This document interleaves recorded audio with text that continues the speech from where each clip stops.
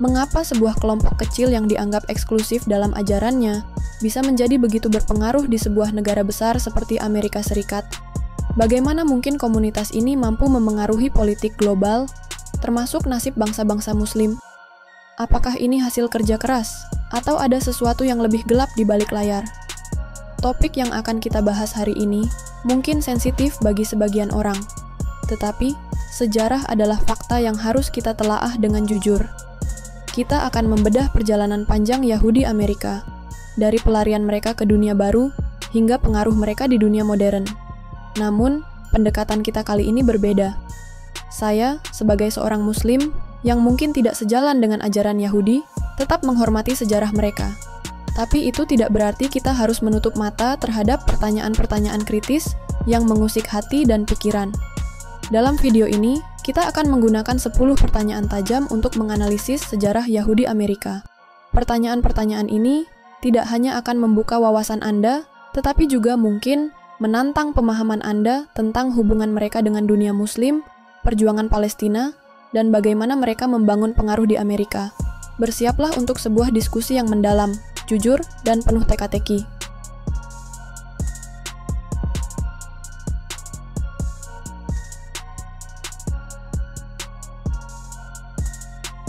Pertanyaan yang pertama, bagaimana kelompok Yahudi yang dikenal sebagai komunitas eksklusif mampu bertahan dan berkembang di tengah masyarakat yang mayoritasnya non-Yahudi sejak tiba di Amerika? Ketika pertama kali tiba di Amerika pada abad ke-17, komunitas Yahudi hanyalah kelompok kecil yang menghadapi berbagai keterbatasan. Mereka datang tanpa hak penuh sebagai warga negara, bahkan sering dipandang sebagai orang asing. Namun, mereka memiliki kekuatan besar dalam hal solidaritas. Komunitas ini berhasil membangun jaringan sosial dan ekonomi yang solid, menjadi pondasi bagi keberlangsungan mereka di tengah masyarakat yang mayoritas non-Yahudi. Keberhasilan mereka bertahan juga didukung oleh kemampuan adaptasi yang luar biasa. Di Eropa, mereka sudah terbiasa hidup di tengah diskriminasi. Jadi, di Amerika, meskipun tetap menghadapi tantangan, mereka memanfaatkan ruang kebebasan yang ada untuk berkembang. Mereka fokus pada pendidikan, perdagangan, dan profesi yang strategis. Ini membuat mereka secara perlahan mendapatkan posisi penting dalam masyarakat. Namun, eksklusivitas tetap menjadi salah satu karakter utama mereka. Dalam komunitas Yahudi, ikatan keagamaan dan budaya tetap dijaga dengan ketat. Tradisi mereka seperti perayaan Sabat dan sistem hukum Yahudi menjadi simbol identitas yang kuat. Hal ini membantu mereka mempertahankan keunikan di tengah tekanan untuk berasimilasi. Dengan kata lain, mereka mampu menjaga jarak sekaligus memanfaatkan peluang yang ada. Faktor lain yang tak kalah penting adalah keterampilan mereka dalam membangun hubungan strategis. Sejak awal, mereka menjalin koneksi dengan kelompok-kelompok lain yang memiliki kepentingan serupa, seperti komunitas imigran Jerman. Selain itu, mereka sering mendukung isu-isu yang relevan dengan masyarakat luas, sehingga memperoleh simpati dan dukungan dari banyak pihak. Namun, keberhasilan ini tentu menimbulkan pertanyaan, apakah kekuatan mereka hanya berasal dari kerja keras, atau ada strategi tersembunyi di baliknya? Beberapa kritik menyebut bahwa eksklusivitas mereka tidak hanya untuk melindungi diri, tetapi juga untuk mengendalikan sumber daya tertentu di masyarakat.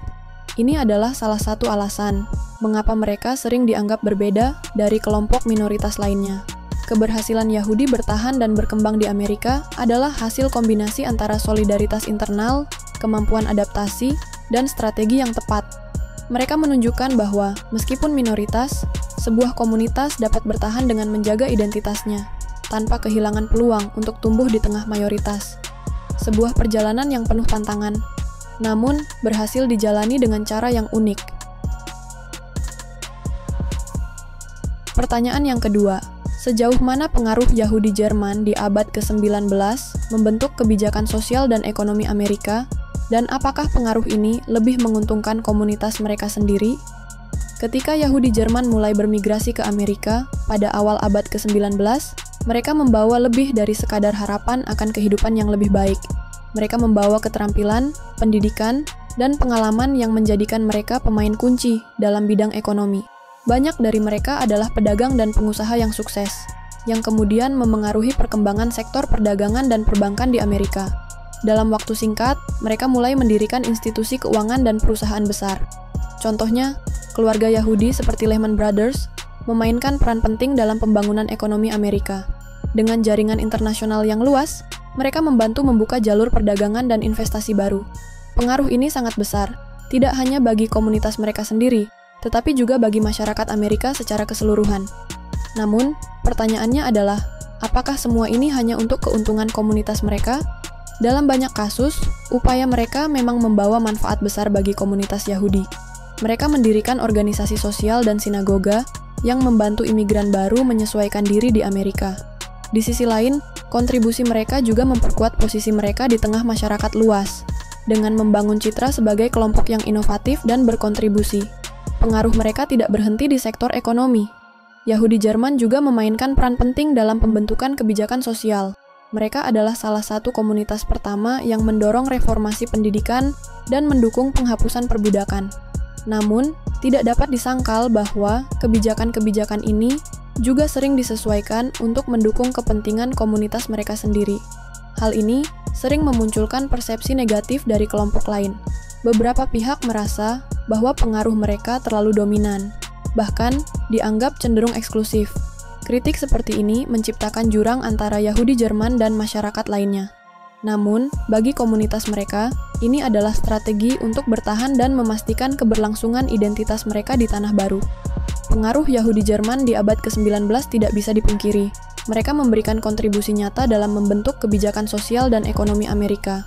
Tetapi di balik itu semua, ada garis tipis antara kontribusi untuk masyarakat luas dan upaya menjaga keuntungan bagi komunitas mereka sendiri. Sebuah pengaruh yang besar, namun tetap menuai kontroversi. Pertanyaan yang ketiga, apakah imigrasi Yahudi besar-besaran dari Eropa Timur di akhir abad ke-19 hanya untuk mencari kehidupan lebih baik, atau ada tujuan tersembunyi dalam upaya memperluas pengaruh mereka di Amerika? Gelombang besar imigrasi Yahudi dari Eropa Timur ke Amerika pada akhir abad ke-19 tidak bisa dilepaskan dari situasi yang mereka hadapi di tanah asal. Pogrom, diskriminasi, dan kemiskinan yang melanda wilayah seperti Rusia dan Polandia memaksa mereka mencari perlindungan. Bagi banyak dari mereka, Amerika adalah tanah harapan, tempat di mana mereka bisa membangun hidup baru tanpa rasa takut. Namun, pertanyaannya adalah, apakah tujuan mereka hanya sebatas mencari kehidupan yang lebih baik, atau ada sesuatu yang lebih besar di balik perpindahan ini? Dalam banyak kasus, para imigran Yahudi tidak hanya membawa keluarga dan barang-barang mereka, tetapi juga membawa jaringan ekonomi, budaya, dan keagamaan yang kemudian mereka kembangkan di tanah baru. Ini bukan hanya tentang bertahan hidup, tapi juga membangun kembali pengaruh yang hilang di Eropa. Mereka segera mendominasi beberapa sektor penting, terutama di kota-kota besar seperti New York. Banyak dari mereka bekerja sebagai buruh di pabrik, tetapi tidak sedikit yang kemudian naik menjadi pemilik bisnis. Dalam waktu singkat, komunitas Yahudi Eropa Timur ini mulai memiliki peran signifikan dalam perekonomian Amerika. Dari perdagangan hingga industri hiburan, pengaruh mereka terasa di mana-mana.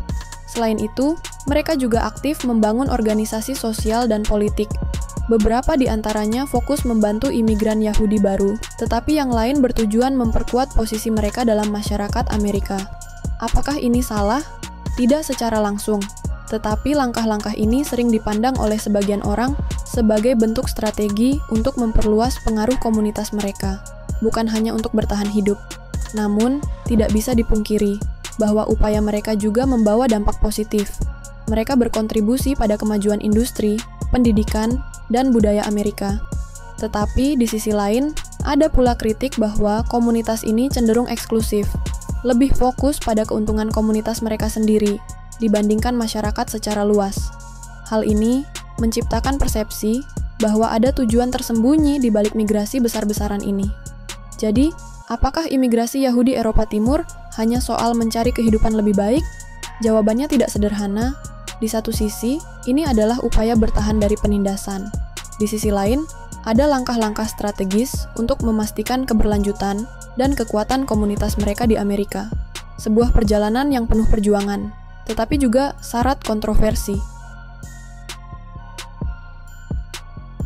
Pertanyaan yang keempat, bagaimana peran komunitas Yahudi Amerika dalam mendukung berdirinya Israel? Dan apakah tindakan mereka secara langsung atau tidak langsung menyulitkan perjuangan bangsa Palestina? Ketika gagasan mendirikan negara Israel mulai menguat pada awal abad ke-20, komunitas Yahudi di Amerika memainkan peran yang sangat signifikan. Mereka menjadi salah satu pendukung utama gerakan Zionisme, baik secara finansial maupun politik. Dengan sumber daya yang melimpah, mereka menggalang dana besar-besaran untuk mendukung migrasi Yahudi ke Palestina, serta membantu pembangunan infrastruktur di wilayah tersebut. Namun, dukungan mereka tidak hanya terbatas pada uang. Komunitas Yahudi Amerika juga menggunakan pengaruh politik mereka untuk melobi pemerintah Amerika Serikat. Setelah Perang Dunia Kedua, mereka mendorong kebijakan yang mendukung pendirian Israel, termasuk persuasi terhadap PBB untuk mengesahkan resolusi pembagian Palestina pada tahun 1947. Langkah ini menjadi titik penting dalam sejarah berdirinya Israel. Namun, pertanyaannya adalah, apakah tindakan ini dilakukan dengan memperhatikan dampaknya pada bangsa Palestina? Banyak bukti yang menunjukkan bahwa dukungan ini secara tidak langsung menyulitkan perjuangan Palestina. Pengusiran besar-besaran rakyat Palestina dari tanah mereka setelah Perang tahun 1948 atau yang dikenal sebagai Nakba menjadi bukti nyata. Dukungan Amerika terhadap Israel yang diperkuat oleh lobi Yahudi membuat suara bangsa Palestina semakin sulit didengar di tingkat internasional. Selain itu, dukungan komunitas Yahudi Amerika seringkali berfokus pada pengamanan Israel, tanpa mempertimbangkan kebutuhan untuk keadilan bagi Palestina. Mereka melihat keberadaan Israel sebagai simbol kelangsungan hidup komunitas Yahudi di seluruh dunia. Tetapi, pendekatan ini cenderung mengesampingkan fakta bahwa pendirian Israel menyebabkan konflik yang berkepanjangan, yang dampaknya masih terasa hingga saat ini. Namun, tidak semua Yahudi Amerika mendukung kebijakan Israel tanpa kritik. Ada kelompok Yahudi progresif yang menentang penjajahan terhadap Palestina dan menyerukan solusi damai. Meskipun suara mereka sering tenggelam oleh arus dukungan yang lebih besar, keberadaan mereka menunjukkan bahwa komunitas Yahudi di Amerika tidak sepenuhnya sepakat dalam hal ini.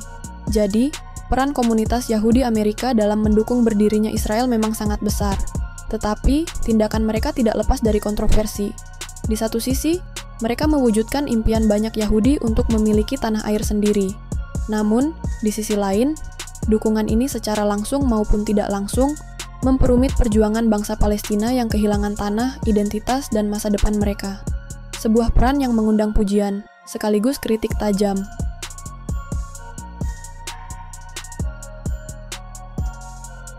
Pertanyaan yang kelima, saat melawan antisemitisme global selama Perang Dunia II, apakah komunitas Yahudi Amerika juga peduli dengan diskriminasi yang dialami bangsa lain, termasuk umat Muslim? Selama Perang Dunia Kedua, ketika antisemitisme global mencapai puncaknya, komunitas Yahudi Amerika menjadi salah satu yang paling vokal dalam melawan diskriminasi terhadap orang-orang Yahudi. Mereka menggalang dukungan internasional untuk menghentikan kekejaman yang terjadi, baik di Eropa maupun di tempat lain. Namun, pertanyaannya adalah, apakah perjuangan mereka hanya terbatas pada nasib mereka sendiri, ataukah mereka juga peduli dengan diskriminasi yang dialami bangsa lain, termasuk umat Muslim? Banyak dari komunitas Yahudi Amerika yang berfokus pada upaya penyelamatan sesama Yahudi dari Nazi. Mereka mendirikan organisasi-organisasi untuk menggalang bantuan dan menekan pemerintah Uli Alam Awas Semai agar membuka pintu bagi para pengungsi Yahudi. Ini adalah upaya heroik yang sangat penting dalam konteks masa itu. Namun, apakah dalam upaya ini mereka memperhatikan diskriminasi terhadap kelompok lain? Jawabannya tidak selalu jelas. Pada satu sisi, beberapa individu dan kelompok Yahudi Amerika memang menunjukkan solidaritas terhadap korban diskriminasi lain. Mereka turut mendukung gerakan hak sipil di Amerika yang memperjuangkan keadilan bagi orang kulit hitam. Beberapa di antara mereka juga terlibat dalam perjuangan untuk menghentikan penindasan terhadap umat Muslim di berbagai bagian dunia, terutama yang terjadi di negara-negara kolonial. Namun, di sisi lain, banyak yang menganggap bahwa perhatian utama mereka terfokus pada penderitaan orang-orang Yahudi. Ini seringkali menjadi kritik besar, terutama dari kelompok-kelompok minoritas lainnya. Pada saat yang sama, ketegangan antara komunitas Yahudi dan umat Muslim, khususnya setelah terbentuknya Israel, membuat banyak dari mereka enggan untuk memperluas empati mereka ke dalam isu-isu yang melibatkan umat Muslim. Hal ini terlihat jelas dalam kebijakan luar negeri Amerika Serikat yang, pada banyak kesempatan, didorong oleh lobi Yahudi, terutama setelah Perang Dunia II. Ketika kebijakan ini seringkali berlawanan dengan kepentingan umat Muslim di Timur Tengah, banyak pihak merasa bahwa perhatian Yahudi Amerika terhadap diskriminasi yang dialami oleh umat Muslim dan bangsa lain menjadi kurang. Apakah ini berarti mereka tidak peduli? Tidak sepenuhnya. Tapi seringkali, kepentingan politik dan solidaritas mereka terhadap Israel mengesampingkan solidaritas global. Secara keseluruhan, meskipun ada upaya nyata dari beberapa individu dalam komunitas Yahudi Amerika untuk memperjuangkan hak-hak bangsa lain, banyak juga yang merasa bahwa perjuangan mereka sering terfokus pada kepentingan komunitas mereka sendiri. Sebuah dinamika yang rumit di mana rasa empati dan solidaritas bisa menjadi terbatas, terutama ketika menyangkut konflik yang melibatkan umat Muslim dan bangsa-bangsa lain.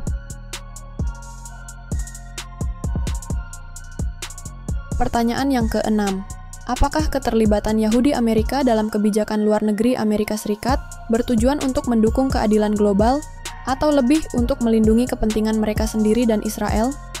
Keterlibatan Yahudi Amerika dalam kebijakan luar negeri Amerika Serikat seringkali menjadi topik perdebatan yang panas.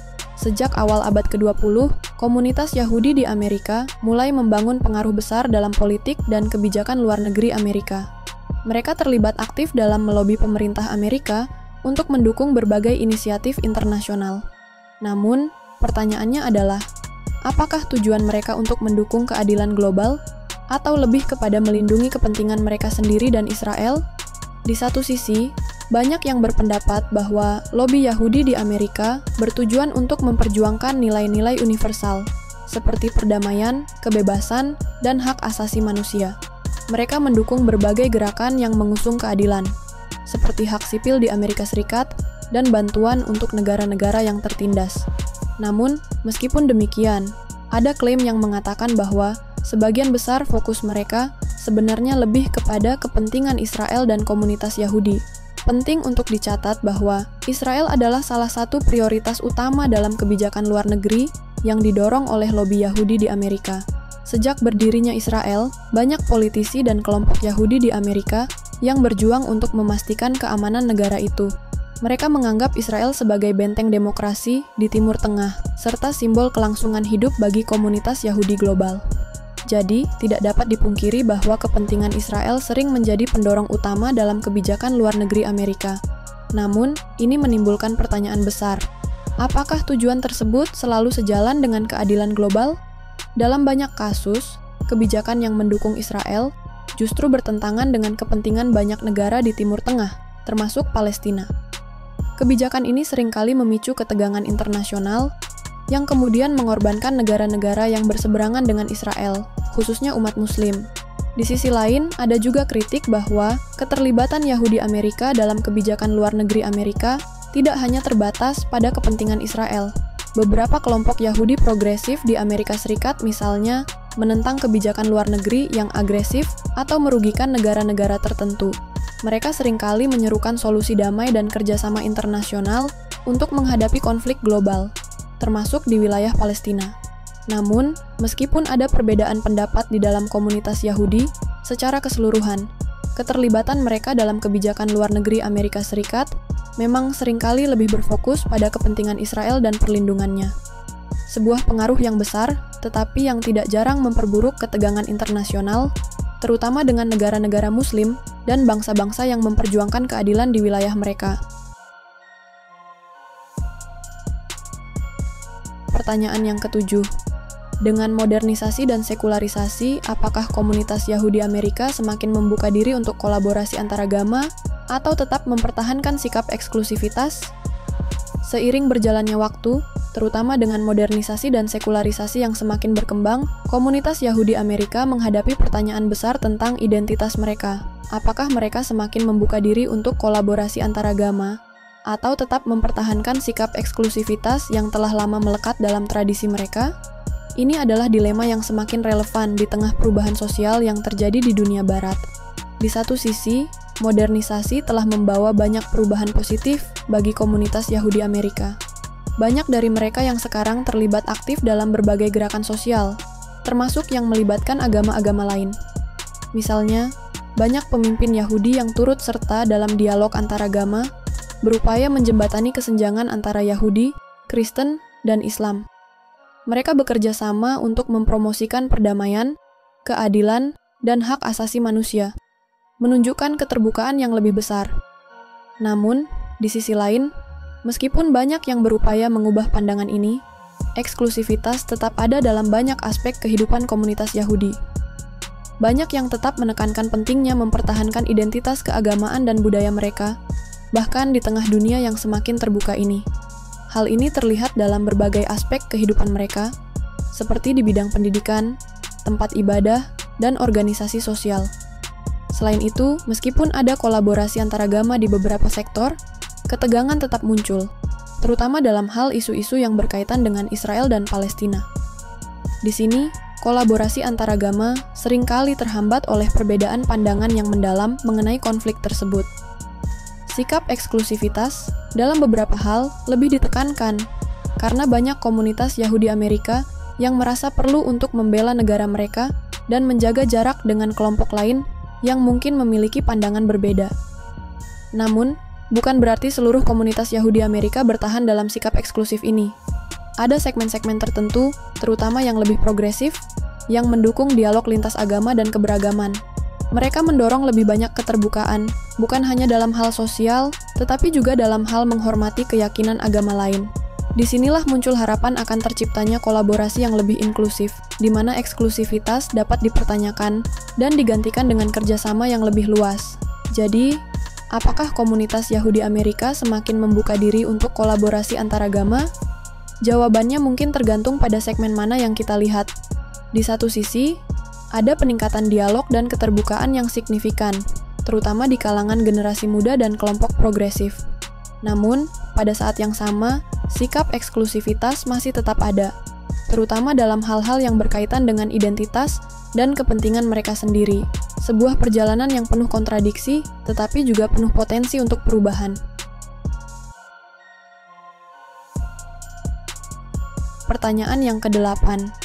Bagaimana solidaritas Yahudi Amerika dalam gerakan hak sipil, dan apakah mereka bersedia mendukung umat Muslim dalam memperjuangkan keadilan yang sama? Solidaritas Yahudi Amerika dalam gerakan hak sipil di Amerika Serikat telah menjadi bagian penting dari sejarah mereka. Sejak awal abad ke-20, banyak pemimpin dan aktivis Yahudi yang terlibat dalam perjuangan hak-hak sipil untuk kelompok minoritas, termasuk orang kulit hitam. Mereka berjuang bersama untuk menghapuskan diskriminasi rasial dan memperjuangkan kesetaraan di berbagai sektor kehidupan. Namun, pertanyaannya adalah, apakah mereka juga bersedia mendukung umat Muslim dalam perjuangan mereka untuk keadilan yang sama? Dalam konteks gerakan hak sipil, banyak komunitas Yahudi Amerika yang memang menunjukkan komitmen nyata untuk keadilan sosial. Mereka terlibat dalam protes-protes besar, seperti yang dipimpin oleh Martin Luther King Jr. dan membantu menggalang dukungan untuk undang-undang hak sipil. Keterlibatan ini didorong oleh pengalaman sejarah mereka sendiri, sebagai korban diskriminasi dan penindasan. Solidaritas ini telah memperlihatkan bahwa banyak orang Yahudi Amerika memahami pentingnya memperjuangkan hak-hak yang setara untuk semua. Namun, situasi menjadi lebih kompleks ketika menyangkut hubungan antara komunitas Yahudi dan umat Muslim.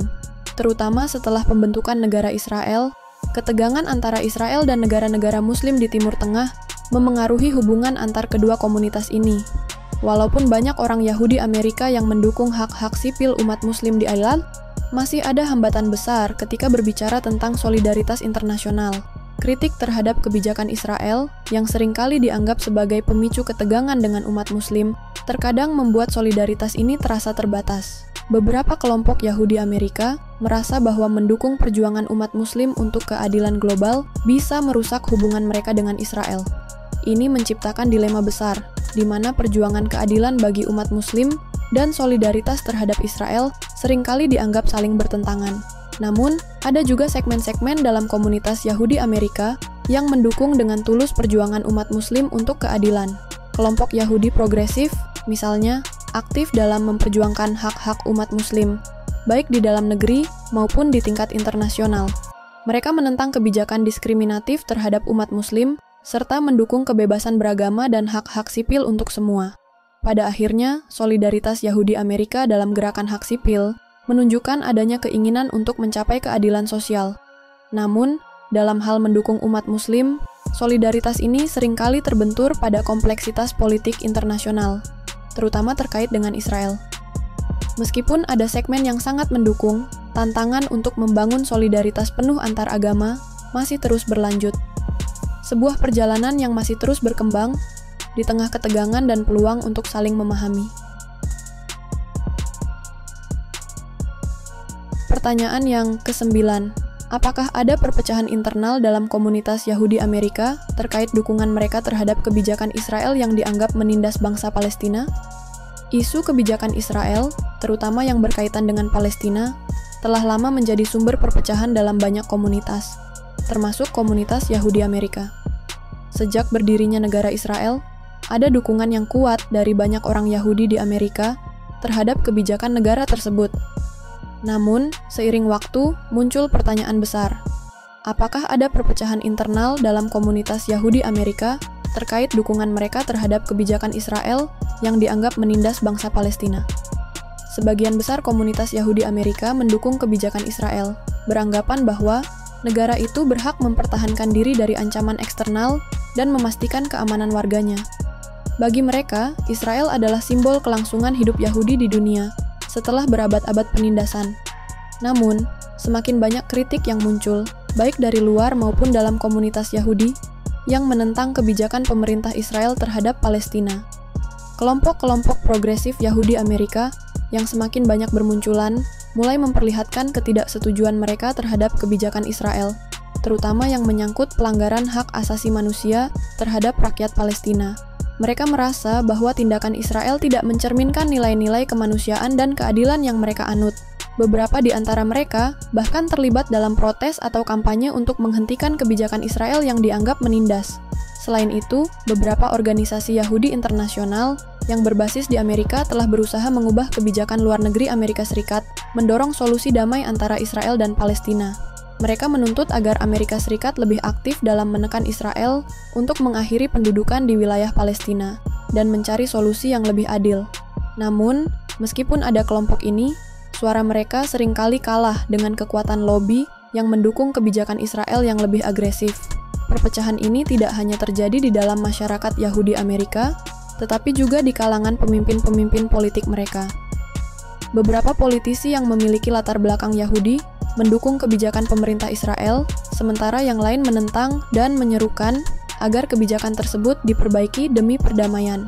Ketegangan ini menggambarkan adanya ketidaksepakatan yang semakin besar di kalangan orang Yahudi Amerika mengenai masa depan Israel dan Palestina. Memang ada perpecahan internal yang signifikan dalam komunitas Yahudi Amerika terkait dukungan mereka terhadap kebijakan Israel. Bagi sebagian orang, Israel adalah simbol keamanan dan identitas Yahudi. Sementara bagi yang lain, kebijakan Israel terhadap Palestina tidak dapat dibenarkan. Ini menunjukkan bahwa, meskipun banyak yang mendukung Israel, ada juga banyak orang Yahudi Amerika yang merasa perlu untuk berbicara tentang keadilan bagi Palestina. Sebuah pertarungan ideologi yang terus berlangsung, dengan dampak besar bagi hubungan internasional.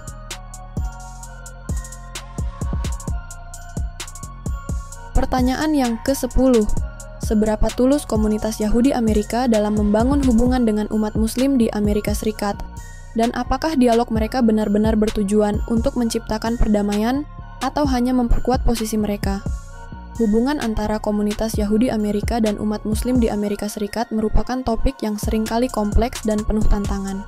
Dalam beberapa tahun terakhir, banyak upaya yang dilakukan untuk membangun dialog antara kedua komunitas ini, terutama dalam konteks menciptakan pemahaman dan perdamaian. Namun, pertanyaan yang muncul adalah, seberapa tuluskah komunitas Yahudi Amerika dalam membangun hubungan dengan umat Muslim? Dan apakah dialog mereka benar-benar bertujuan untuk menciptakan perdamaian, ataukah hanya untuk memperkuat posisi mereka sendiri? Beberapa pemimpin Yahudi Amerika menunjukkan niat baik untuk membangun hubungan yang lebih baik dengan umat Muslim. Mereka terlibat dalam dialog antar agama, berbagi pengalaman tentang diskriminasi, dan berupaya mengurangi ketegangan yang sering kali muncul antara kedua komunitas. Dalam konteks ini, banyak dari mereka yang menginginkan terciptanya perdamaian sejati serta pemahaman yang lebih mendalam antar kelompok.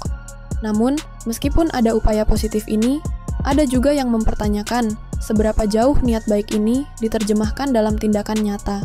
Banyak yang melihat dialog antaragama ini sebagai cara bagi komunitas Yahudi untuk memperkuat kedudukan mereka dalam diskursus politik di Amerika, khususnya terkait dengan kebijakan luar negeri Amerika Serikat yang pro-Israel. Ini membuat beberapa kalangan merasa bahwa dialog tersebut bukan semata-mata untuk perdamaian, melainkan lebih untuk kepentingan politik tertentu. Beberapa kritik mengatakan bahwa meskipun ada ajakan untuk berdialog dan berkolaborasi, topik-topik yang sensitif seperti kebijakan Israel terhadap Palestina seringkali dihindari dalam pertemuan tersebut. Ketika membicarakan isu-isu besar ini, banyak umat Muslim merasa bahwa komunitas Yahudi Amerika tidak cukup terbuka atau bersedia untuk mempertanyakan kebijakan yang dianggap menindas. Dalam hal ini, dialog yang ada terkadang dianggap lebih sebagai upaya untuk meredakan ketegangan ketimbang mencari solusi damai yang sejati. Di sisi lain, tidak semua kelompok Yahudi Amerika memiliki agenda tersembunyi. Beberapa kelompok progresif berkomitmen kuat pada prinsip perdamaian dan keadilan. Mereka mendukung dialog yang jujur dan terbuka, dan bekerja untuk menciptakan kondisi yang lebih inklusif antara umat Muslim dan Yahudi. Bagi mereka, dialog ini adalah tentang berbagi nilai-nilai universal, serta menghormati keberagaman dan hak asasi manusia. Namun, pada akhirnya, meskipun ada niat baik dari beberapa individu dan kelompok, masih banyak pertanyaan yang menggantung mengenai kejujuran dalam hubungan ini. Dialog antar agama antara Yahudi dan Muslim di Amerika Serikat tetap menjadi proses yang rumit, dengan tantangan besar yang harus dihadapi. Apakah tujuan akhirnya adalah perdamaian sejati, ataukah hanya untuk memperkuat posisi politik? Jawabannya mungkin tidak selalu jelas, namun yang pasti, perjalanannya terus berlanjut, penuh dinamika dan potensi perubahan.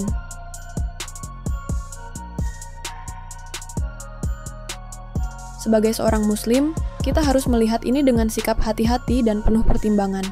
Kita bisa menghargai upaya dialog yang jujur dan kolaborasi untuk perdamaian, yang dilakukan oleh segmen-segmen tertentu dalam komunitas Yahudi Amerika.